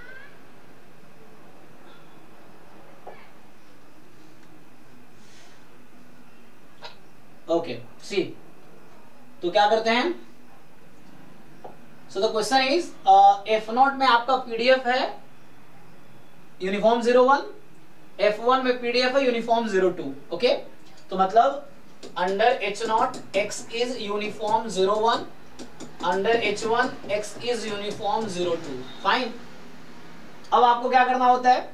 सो टेस्ट करना है f is equal to F0 ले या f is equal to F1 ले, based on the single observation. Again single random sample size 1 है, तो power of the most powerful test of size alpha बराबर दिस। सो पहले तो मुझे critical region चाहिए, क्रिटिकल रीजन दिया नहीं मुझे। सो फर्स्ट मुझे क्रिटिकल रीजन निकालना पड़ेगा, तभी हम पावर कैलकुलेट कर पाएंगे। So question is what is the power of the test. Question क्या है? What is the power of the test. तो पावर तो तब निकलेगा जब क्रिटिकल रीजन हो हमारे पास, मतलब ये पता हो कि when can we reject H0। So rejecting H0 when H0 is true. तो सी, तो हम लोग क्या करते हैं? LH0 अपॉन LH1, मतलब likelihood function under H0 upon likelihood function under H1। Single observation है तो लाइक्लीहुड फंक्शन इक्वल है PMF के, क्योंकि जॉइंट PMF तब लेंगे ना जब more than one random variable है। अगर सिंगल रैंडम वेरिएबल है तो वही लाइक्लीहुड फंक्शन है, PMF ही लाइक्लीहुड फंक्शन है। So probability x is equal to x under H0, तो जब x तुम्हारा यूनिफॉर्म 01 है, probability x is equal to x under H1 जब x तुम्हारा यूनिफॉर्म 02 है। ठीक है, तो ये हो गया लाइक्लीहुड फंक्शन जस्ट। अब ध्यान से देखो, सो होगा क्या? यहाँ पे इसका 0 से 1 है, ये 0 से 2 है। अगर मैं ठीक से लिख के बताऊं आपको तो ये कुछ ऐसा है, 1 when x between 0 1, 0 when x between 1 and 2, मतलब यहाँ इक्वलिटी हटा दो, and 0 otherwise when x more than equal to 2 या more than 2। ओके, इसको मैं ठीक से लिखूं तो क्या लिखा है इन्होंने कि 1/2 when x between 0 and 1, 1/2 when x between 1 and 2 and 0 when x more than 2। Check कर लो भाई, सही लग रहा है आप लोगों को? मैं उसी को ब्रेक कर रहा हूं, एक 0-1 इंटरवल में, एक 1-2 में और एक 2 से इंफिनिटी में। 0 to 1, 1 to 2, 2 to infinity। क्यों? ताकि मैं रेशियो उसके हिसाब से मैं डिसाइड कर सकूं।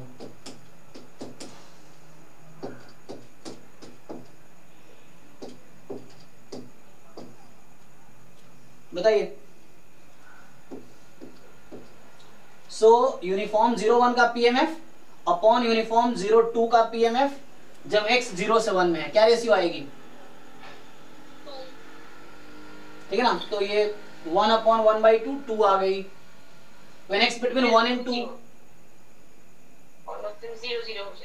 सो यहाँ पे यूनिफॉर्म 01 में 0 है ना, जब x 1 से 2 में गया आउटसाइड सपोर्ट हो गया ना, सपोर्ट तो 0 1 ही है, पर ये आउटसाइड सपोर्ट हो गया 0, एंड 0 अपॉन 1/2, तो 0। हाँ, x मोर देन 2, तो हालांकि ये इसको छोड़ सकते हैं हम लोग, मेनली उसी इंटरवल में बात करेंगे जो कॉमन है मेनली, तो इसको आप यू कैन एक्सेप्ट, क्योंकि यहाँ पे 0/0 हो जाएगा which you can not decide, तो इसको अभी छोड़ दो। आपको बस उसी इंटरवल में बात करना है जो उसका सपोर्ट है दोनों का, ठीक है ना। तो अब यहाँ पे आप देखो, मुझे बताओ व्हेन x इज इंक्रीजिंग क्या हो रहा है, मतलब इसका रेशियो का डिक्रीजिंग सर, डिक्रीजिंग, राइट। सो जब x इंक्रीज कर रहा है तो लाइक्लीहुड रेशियो डिक्रीज कर रही है, तो क्रिटिकल रीजन क्या कंसीडर करेंगे, x ग्रेटर देन k। जी ठीक है ना, अभी आपको से पहले भी लिखाया था। तो यहां से सिंस ये जो लाइक्लीहुड रेशियो है दिस इज डिक्रीजिंग, तो ऐसे तो लेस देन इक्वल टू होता है, तो इंक्रीजिंग होता है सेम साइन रखते, लेकिन डिक्रीजिंग है तो साइन चेंज हो जाएगा।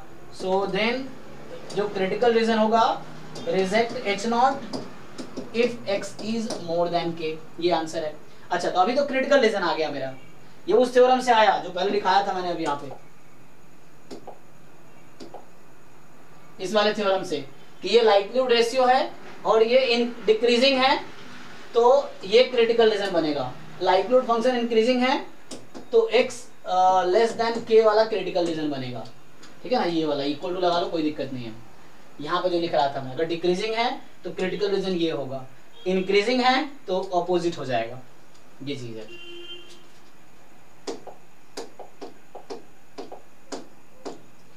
चलिए, तो अब क्या करते हैं,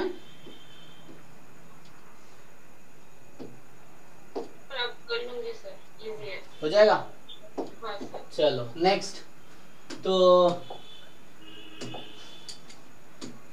20 to 30 और कोई डाउट है किसी को? 30 to 40, अगर इतने में सब, हाँ क्वेश्चन 29। तो तुम पहले से करके नहीं, अभी देख देख तुम डिसाइड कर रहे होगा कि नहीं होगा। नहीं सर, मैं कर रही हूँ सर, मतलब मैं हाँ वही बोल रहा हूँ, इतने में लोग एग्जॉस्ट हो गए, मतलब तुमने अभी पूरा टाइम दिया था मैंने इतना, लेकिन ठीक है। 27 कर दीजिए सर, 27। हाँ रुको रुको, 27 तुम्हारा डाउट है, अब तुम अभी देख के डिसाइड कर रहे हो, पहले से डाउट था ये। लगाया था 6 में सर, लगाया था सर, बाद में लगाया था, ये हो नहीं रहा था तो छोड़ दिया। अच्छा,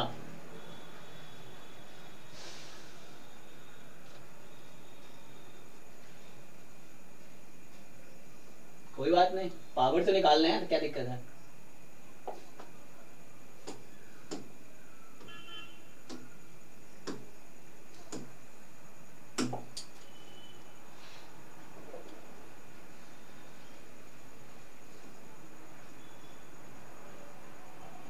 देखो क्या बोल रहा है ये, कि एक सैंपल साइज 4 का है नॉर्मल θ1 सिग्मा स्क्वायर से, दूसरे सैंपल साइज 4 का है θ2 सिग्मा स्क्वायर से, सिग्मा स्क्वायर इक्वल है। Suppose that random sample independent है, okay. Testing the null hypothesis, जहां थीटा बराबर θ2 है, θ1 मोर देन θ2 है। सपोज करो टेस्ट जो कि साई है, reject h0 if and only if summation xi more then summation yi। तो आपसे पूछ रहा है पावर बताओ, तो पावर क्या है, सो पावर का मुझे आप फॉर्मूला बताओ, क्या है फॉर्मूला पावर का? Reject h0 and h1 is true. हाँ, सो reject h0 when h1 is true. So probability when we reject h0 when summation xi is more than summation yi, या yj लिख लो, कोई दिक्कत नहीं है। ऐसा भी लिख सकते हो x bar more than y बार, अगर 4 से डिवाइड कर दो, सेम सैंपल साइज है ना, दो तरफ 4 से डिवाइड कर दिया तो x bar more than y बार। तो i फ्रॉम 1 to 4 और j from 1 to 4 given h1 is true. h1 क्या है, तो h1 ट्रू है जब θ1 मोर देन θ2 था, θ1 मोर देन θ2 है। लेकिन आपकी लाइफ को आसान बनाने के लिए they have already given you to use this quantity, so they are asking you to find the power using these parameters। तो this is okay, इसी के अकॉर्डिंग दिया है आंसर आपको कि use θ1 this, θ2 this and sigma square 4। so देखो ध्यान से, so what can we do, probability, ये समेशन एक्स है, मैं ये कह रहा था ना, सो 4 से डिवाइड कर दो, तो x bar more than y bar given θ1 आपको दे रखा है 1 प्लस √2, θ1 दे रखा है 1 और सिग्मा स्क्वायर को 4 यूज करना है। चलो इसको बाद में लिखेंगे। So if you bring here x bar minus y bar more then 0, ठीक है। अब इसको कन्वर्ट कर लो z में, तो x बार का मीन कितना है θ1, अच्छा, सो व्हेन θ1 इज 1 प्लस √2, एक मिनट थोड़ा गड़बड़ कर दिया, ये θ2 है, θ2 इज 1। तो देखो भाई, अब तुम x बार माइनस y बार का डिस्ट्रीब्यूशन बता सकते हो मुझे, व्हाट इज मीन, डिस्ट्रीब्यूशन बताओ, मीन बताओ, x माइनस θ2 सर, हाँ θ1 माइनस θ2, और θ1 जो आपका है 1 प्लस √2, θ2 है जस्ट 1, तो फाइनली √2 बच गया। क्या है वेरिएंस इसका x बार माइनस y बार का, सर सिग्मा 2 सिग्मा स्क्वायर हो जाएगा। एक मिनट, तो यहाँ पे x बार का सिग्मा स्क्वायर बाई 4 है ना, x बार का होता है sigma square by n, sigma 1, दोनों का वेरिएंस इक्वल है एक्चुअली, है ना, दोनों का वेरिएंस इक्वल ही है, तो sigma square by 4 sigma square by 4, x बार है ना, तो x बार का variance sigma square by n, तो ये मिलके सिग्मा स्क्वायर बाई 2 हो गया। तो अब इसको स्टैंडर्ड नॉर्मल बना लो, हो जाएगा, तो आप इसको सिंपली स्टैंडर्ड नॉर्मल में कन्वर्ट कर लो। सो प्रोबेबिलिटी x बार माइनस y बार, इसका माइनस में मीन आया √2 अपॉन में इसका सिग्मा स्क्वायर भी दे रखा है मुझे 4, तो 4/2 फाइनली 2 आ जाएगा, नहीं क्योंकि सिग्मा स्क्वायर 4 दे रखा है, तो अपॉन वेरिएंस 2 है, तो ये √2 कर दो, मोर देन यहाँ पे 0 माइनस √2 अपॉन √2, अब ये गिवन कंडीशन यूज कर लिया मैंने, हटा दो। So probability z more than -1, तो ये क्या हो गया 1 minus phi of -1 which is phi of 1, और जो कि क्वेश्चन में गिवन होगा इसकी वैल्यू। तो जिस साल का ये पेपर है जाके देखो, फाई 1 की वैल्यू दे रखा होगा उसके पहले पेज पे, ठीक है। बताओ भाई, इसको याद है? yes, देख लो क्या आएगा, क्या ऑप्शन ट्रू है इसमें से, किसी को याद हो तो? हाँ Sunil, do you have answer? D for Delhi, okay.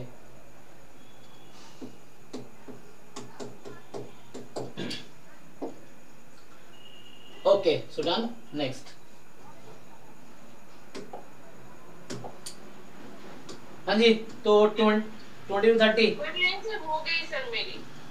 हाँ तुम आराम से 40 को 29 से रिप्लेस कर दिया, मैं मेरे हाँ नेक्स्ट, उसके बाद 30 से 40 क्वेश्चन सर 48 तुम तो क्या लगा रहे हो क्या? एक्चुअली आपका नंबरिंग सिस्टम में प्रॉब्लम है। अच्छा हाँ 48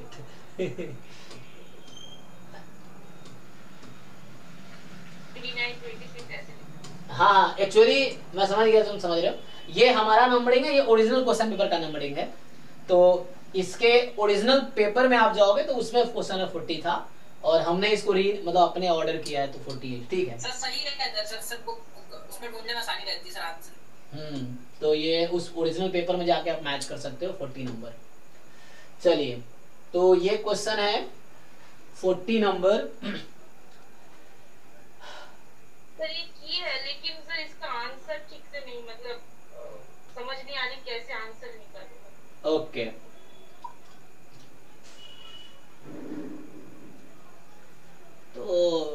तो थोड़ा सा लॉजिकली देखोगे समझ आ जाएगा, तो ट्राई करते हैं।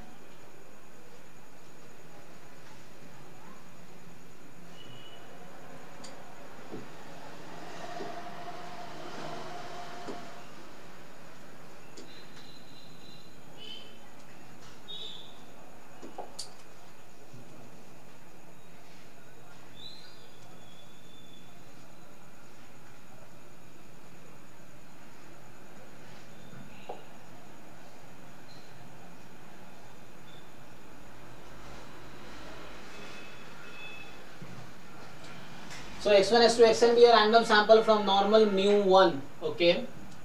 μ1 डिस्ट्रीब्यूशन। तो सिग्मा स्क्वायर इज गिवन, ठीक है। अब आपसे पूछ रहा है कि टेस्ट करो mu is 0 against mu is delta, ठीक है।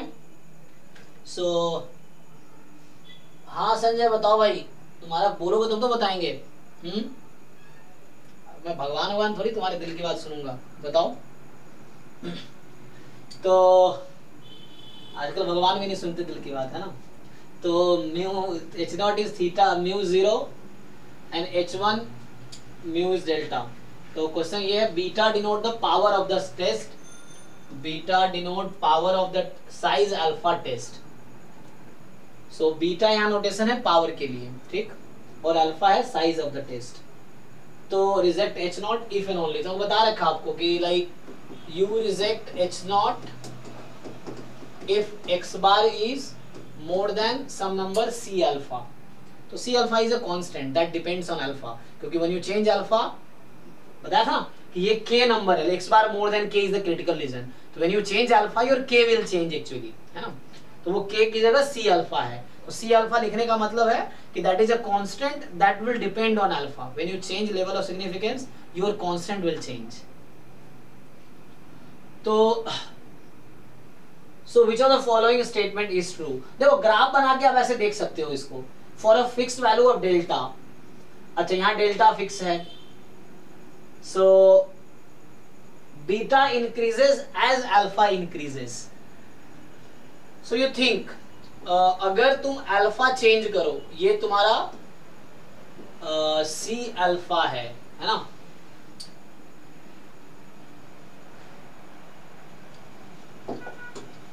So let me write mathematically। वो ग्राफ से भी दिख जाएगा, हमें तो ग्राफ से भी दिख जाएगा तुम्हें कि क्या है। तो यहाँ से ग्राफ अगर तुम देखो, मैं क्या लिखना चाहता, पावर, पावर का फॉर्मूला क्या है पहले ये बताओ। सो पावर का नोटेशन यहाँ बीटा है ना। So beta is notation for the power. Power का डेफिनेशन क्या होता है, प्रोबेबिलिटी, हाँ, rejecting h0 when h1 is true, हाँ, गिवन h1। तो mu is equal to delta. अब यहाँ दो स्टोरी है, एक डेल्टा है एक अल्फा है। अब आपको ये देखना है कि जब डेल्टा फिक्स है तो अल्फा का क्या होगा, मतलब ये है। तो यहाँ पे तीन एक्चुअली पैरामीटर चल रहा है ना, मतलब तीन कांस्टेंट है, अल्फा बीटा डेल्टा। तो ये पहला पूछ रहा है, तो ये वाला ऑप्शन और ये वाला ऑप्शन है ना रिलेटेड है, इसमें एक ही ट्रू होगा, इनमें से कोई एसी में से एक ट्रू होगा, क्योंकि बोल रहा है कि बीटा इंक्रीज करेगी अल्फा इंक्रीज करेगी, बीटा डिक्रीज करेगी अल्फा इंक्रीज करेगी। तो मैं सिंपल कैलकुलस वाला डेफिनेशन लगा रहा हूं, ठीक। देखो तो जब अल्फा इंक्रीज करेगी, इसका मतलब क्या है, मैं मान लेता हूं कि अल्फा 1 लेस देन अल्फा 2 है। अब अल्फा 1 के करस्पॉन्डिंग मान लो मुझे बीटा 1 मिला, अब वो भी लेस देन बीटा 2 आ गया, तुम क्या बोलोगे, अल्फा 1 के करस्पॉन्डिंग पावर बीटा 1 है, अल्फा 2 के करस्पॉन्डिंग पावर बीटा 2 है। सो व्हेन अल्फा इंक्रीजेस, इसके अकॉर्डिंग क्या होगा, बीटा व्हाट इंक्रीजेस, ठीक है ना, सेम रेशियो में। So when alpha increases beta increases, ठीक है, ऐसा केस आ गया तो इस ऑप्शन के लिए। और अगर उल्टा हो गया तो फिर ये ट्रू हो जाएगा, बीटा डिक्रीजेस। तो इसका मतलब ये है कि जब अल्फा बढ़ाओगे तुम्हारा बीटा भी बढ़ जाएगा। तो इसका मतलब ये कहना चाह रहा है। तो चेक करते हैं ये ट्रू है या फॉल्स है। अगर ये फॉल्स हुआ तो ये ट्रू हो जाएगा। चलिए ट्राई करते हैं। So alpha 1 less then alpha 2। देखो ध्यान से देखो क्या कर रहा हूं मैं, ये एक फंक्शन है, ये समझ लो तुम कि this is two variable function. ये कैलकुलस का जो बीटा लिखा है ना, this is a function of alpha comma delta, g x comma y, f x comma y, two variable function. ये टू वेरिएबल फंक्शन है, एक कांस्टेंट को फिक्स कर रहे हैं, एक को वेरी करा रहे हैं। तो see if I write probability x bar more than c alpha 1 given mu is delta, एक ये नंबर है मेरे पास और दूसरा नंबर है, तो इसको मैं यहाँ स्टोरी लिखता हूँ। देखो यहाँ करता हूँ काम। So I assumed let alpha 1 is less than alpha 2.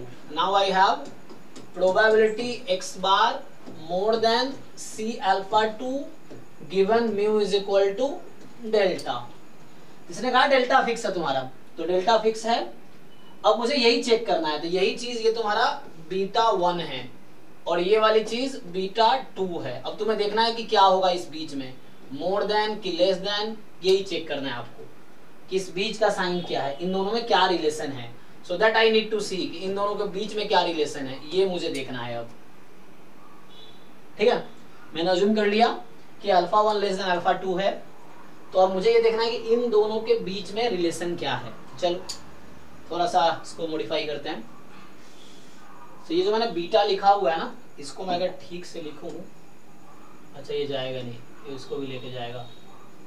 अच्छा चलो, तो क्या करते हैं, जो यहाँ पे मुझे प्रूव कर रहा हूँ क्या, वो भी होता है ना कि जैसे सर मैंने एक्चुअली इसको मतलब स्टैंडर्ड में कन्वर्ट करके की थी।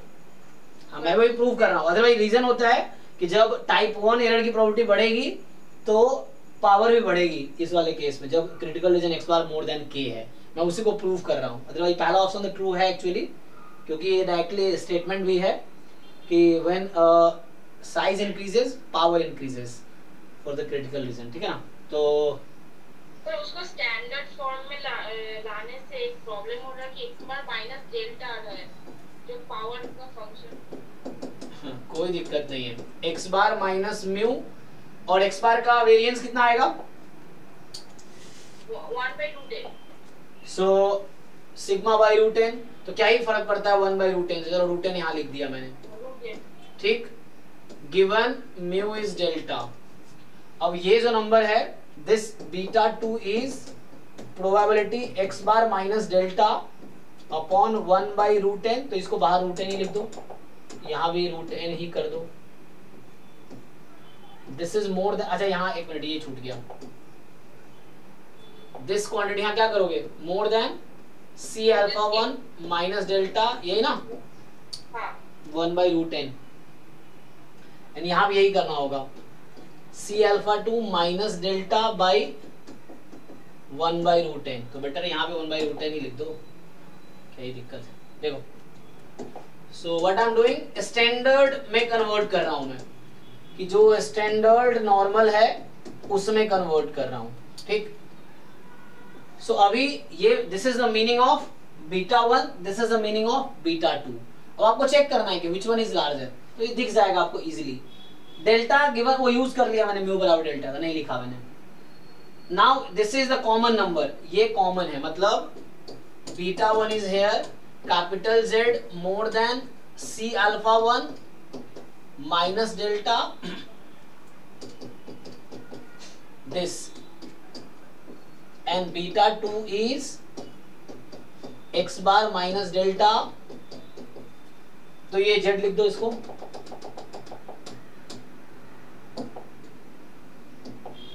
सो capital Z more than c alpha 2 minus delta upon 1/√10। ठीक, नाउ इसी कौन सा ज्यादा है, कंपेयर कर पाओगे?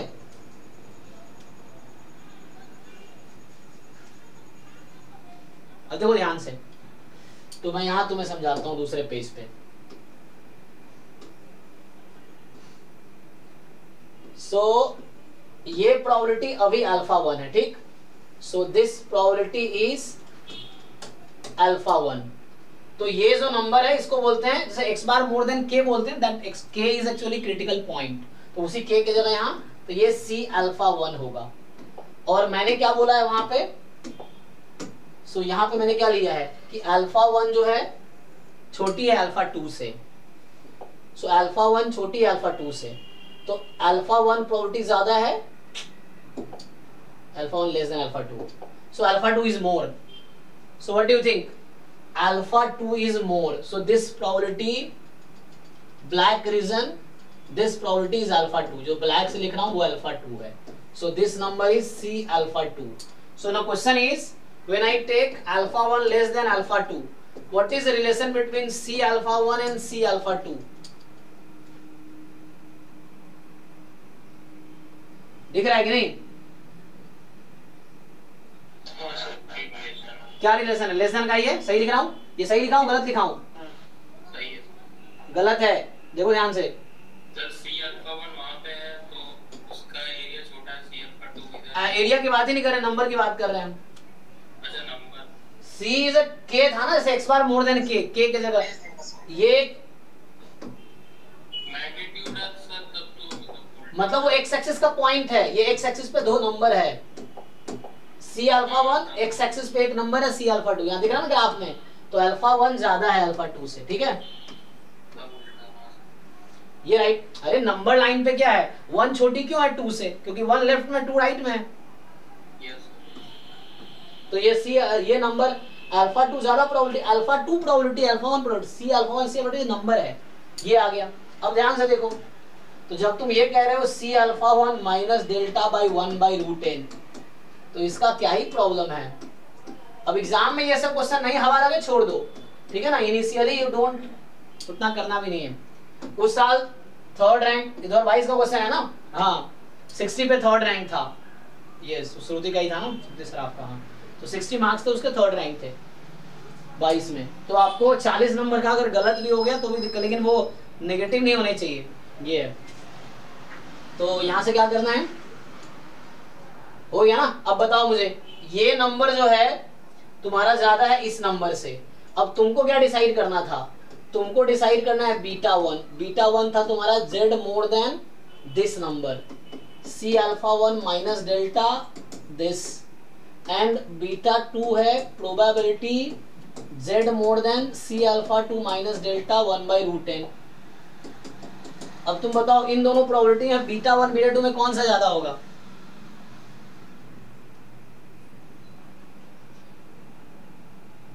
ये फिर से नंबर एक्स एक्सिस पे,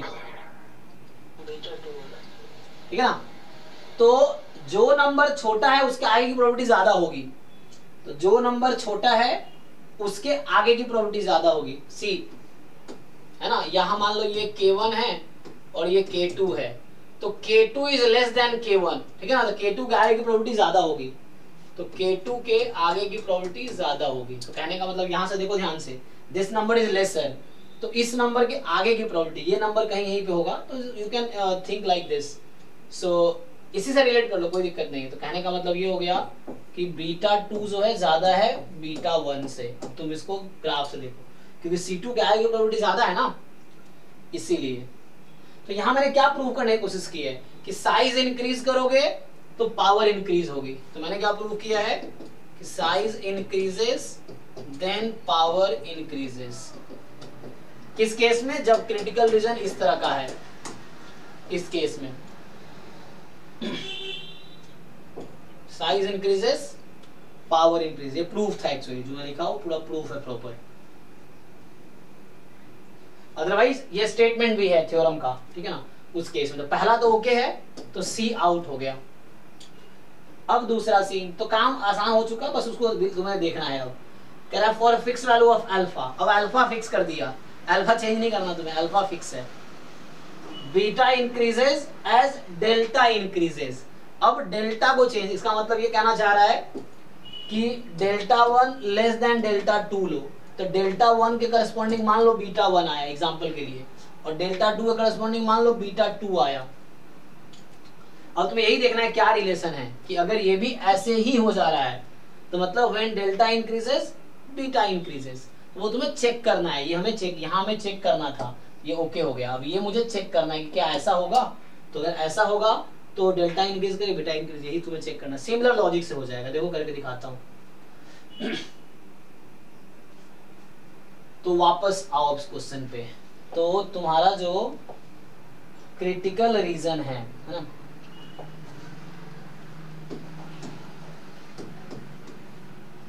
तो क्या बना था बीटा, बीटा 1 तुम्हारा बना था probability c alpha minus delta 1 upon 1 by root n more than, नहीं यहाँ तो वो था, यहाँ तो x बार था तुम्हारा, x bar more then delta 1। तो समझ लो ना मैं क्या बोल रहा हूँ। क्रिटिकल रीजन क्या था हमारा, बीटा का डेफिनेशन है probability of rejecting H0 when H0 is true.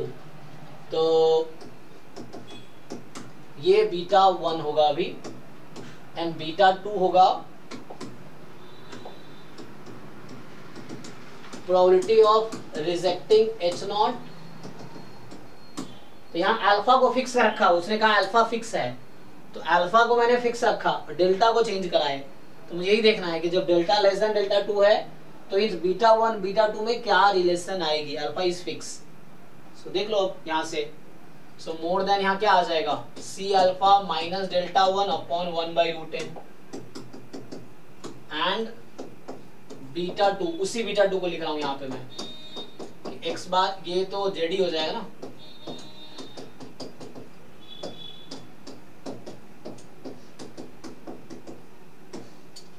तो ये जेड ये जेड, तो मतलब ये हो गया यहाँ से। सो कहने का मतलब ये है कि बीटा 1 आ गया, probability z more than c alpha minus delta 1 this, and beta 2 हो गया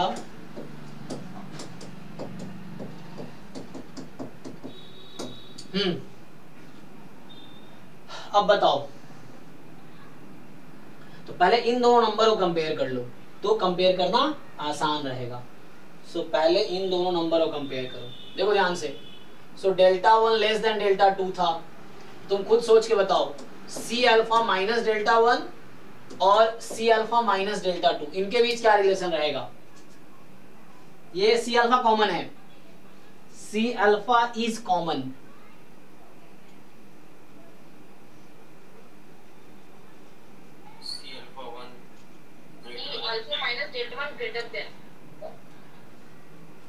तो कम घटाएंगे तो ज्यादा बचेगा, है ना। जैसे 1 लेस देन 2 है, 4 माइनस 1 और 4 माइनस 2, इस तरह केस पूछ रहा हूं कि 1 लेस देन 2 है तो 4 माइनस 1 4 माइनस 2 में क्या रिलेशन है, कम घटाओगे तो ज्यादा बचेगा, ठीक है। तो यही वाला सीन यहाँ पे है। तो कहने का मतलब यहाँ 1/√n डिवाइड कर दो, क्या ही फर्क पड़ रहा है इसको दोनों तरफ।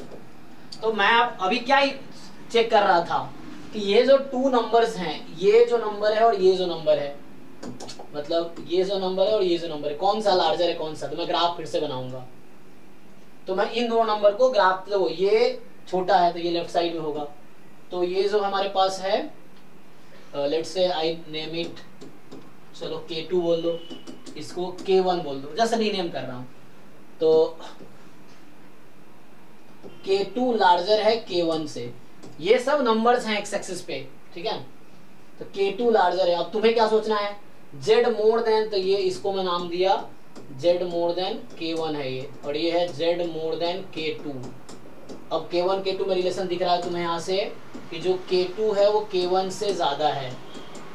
तो ये कहाँ से स्टार्ट हुआ था, हमारी स्टोरी स्टार्ट हुई थी यहाँ से कि डेल्टा 1 लेस देन डेल्टा 2, वहां से, तो वहां से ये स्टोरी आया कि K1 मैं लिख देता हूँ पहले, K1 जो है वो छोटा है K2 से, ये उल्टा नाम नहीं कर दिया मैंने, थोड़ा सा मैंने वो कर दिया, एक मिनट। जब डेल्टा 1 है तो इसको K1 लिख दूं मैं, और जब डेल्टा 2 है तो इसको K2 लिख दूं, क्यों वो कर रहा हूं मैं, है ना। तो एक मिनट, जब डेल्टा 1 है तो K1, डेल्टा 2 है K2, डेल्टा 1 के करस्पॉन्डिंग K1, डेल्टा 2 के करस्पॉन्डिंग K2। तो मतलब इसका रीनेम कर रहा हूँ जस्ट मैं। तो अभी चेक करो अभी क्या रिलेशन है, एक मिनट इसको हटाओ यहाँ से। तो अब क्या हो रहा है कि K1 मोर देन K2, तो K1 राइट में रहेगा, K2 लेफ्ट में रहेगा, हाँ। तो K1 मोर देन K2। अब आप मुझे चेक करके ग्राफ देख के बताओ, बीटा 1 बीटा 2 में क्या है, ये प्रोबेबिलिटी और ये प्रोबेबिलिटी, कौन सी प्रोबेबिलिटी ज्यादा आएगी? सर K1 K2 नंबर है ना सर? हाँ वो नंबर है, एक्स एक्सिस पे नंबर है, हाँ। तो इधर तो सर जो ग्राफ में आप लिखे हैं वो अभी उल्टा लिखा है, सही तो है, K1 मोर देन K2, हाँ एक्स एक्सिस पे है, जो राइट में है वो ज्यादा है। अब तुम्हें प्रोबेबिलिटी के बारे में सोचना है कि इस ग्राफ में K1 के आगे की प्रोबेबिलिटी और K2 के आगे की प्रोबेबिलिटी, किसके आगे की प्रोबेबिलिटी ज्यादा होगी? K2 है करस्पॉन्डिंग, तो बीटा 2 ज्यादा है इसका मतलब, तो K2 के आगे की प्रोबेबिलिटी बीटा 2 है, ठीक है ना। तो ये वाला बीटा 2 है, और K1 के आगे की प्रोबेबिलिटी बीटा 1 है, ये जो K1 है इसके आगे की प्रोबेबिलिटी बीटा 1 है, तो वही पावर था बीटा 1 बीटा 2। तो यहां से मैंने ये प्रूव किया। तो यहां से क्या रिजल्ट निकला, देखो जब डेल्टा इंक्रीज हो रहा है तो पावर भी इंक्रीज हो रहा है, ठीक है। तो ये भी ओके है, चेक कर लो कहीं कैलकुलेशन मिस्टेक किया हो मैंने, चेक कर लो एक बारी।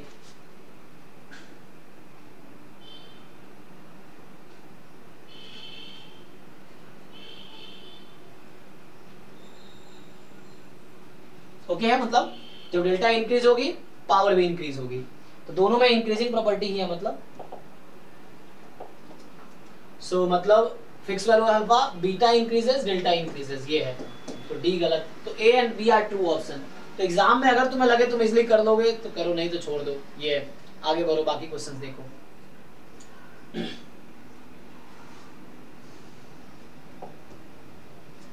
चलिए तो नेक्स्ट क्वेश्चन। सर वो चैट में पूछ रहा था। हाँ कौन है? संजय। क्वेश्चन 13 एंड 33 तुम अभी आए हो। चलो तो 13 हम लोग ना पहले भी देख रहे थे, वो ऐसा सॉल्व कर तो लिया 13 हमने, देख लो। तो 33 पहले देखते हैं इसका क्या है।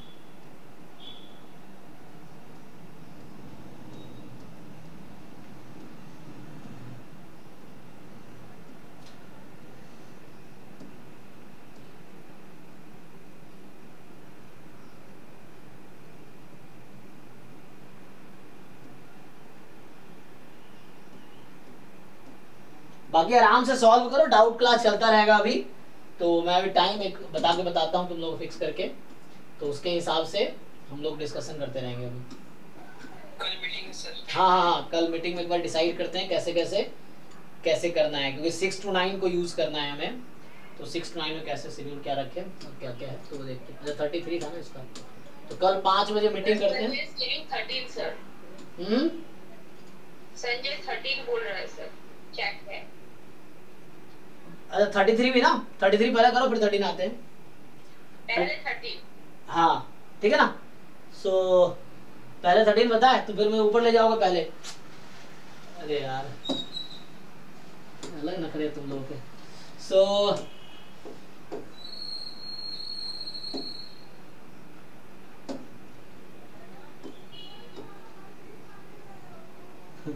पहले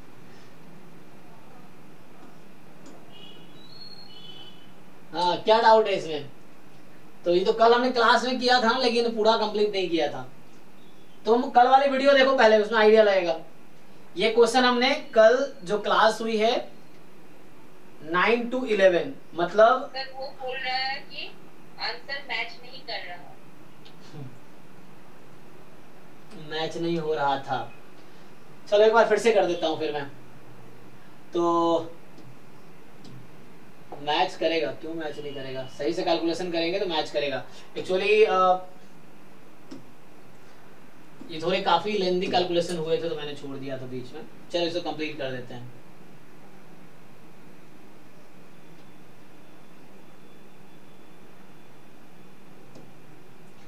ठीक है, कितना टाइम हुआ? 1 मिनट। तो